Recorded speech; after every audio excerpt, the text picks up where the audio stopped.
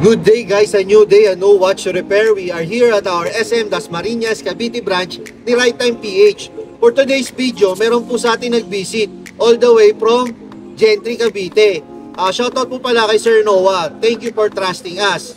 Ito po yung dinala ni Sir Noah. Isang Omega Constellation with reference number 368.1201 with caliber movement Omega 1120. Bali yung concern ni client is pinasok kasi ng tubig yung watch niya. So nagkaroon ng, upon check up, nagkaroon ng water damage yung loob. So kailangan nito service maintenance. Sa ngayon, stock up siya. At saka may konting molds na siya, mga stains. Tatry nating tanggalin yon. Pero sa ngayon, ang ating goal is mapatakbo yung watch ni client. So tara guys, samahan nyo kami. Let's go!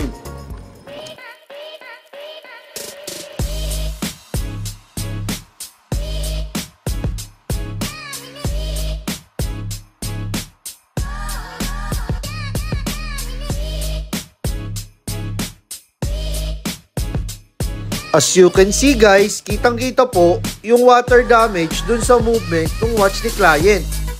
Kaya pag pinasok po ng tubig yung mga relo natin, kailangan po ipa-service maintenance kaagad ito upang hindi lumaki ang sira ng mga watch natin.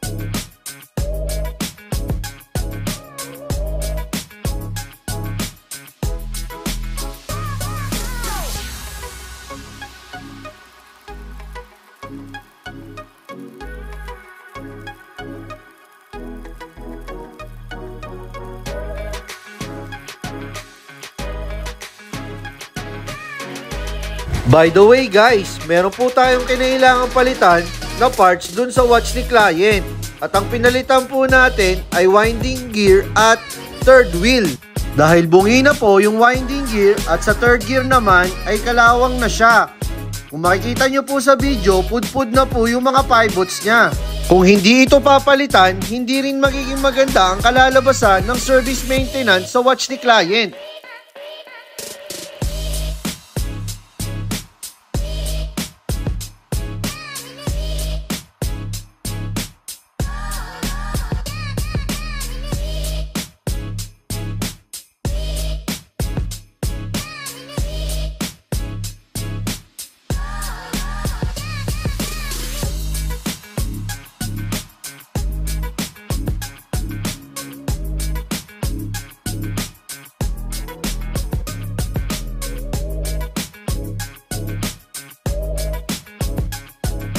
Okay guys, ito na po yung resulta ng service maintenance natin. Mataas na po yung AMP, umaabot po siya ng 300 at mababa na yung BE at maganda na rin yung rate.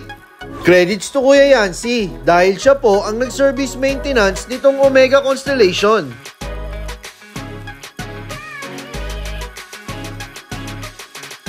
Maaari nating sabihin, service maintenance done for this Omega Constellation with reference number 3681201. Thank you for watching this video. Hanggang sa muli, paalam!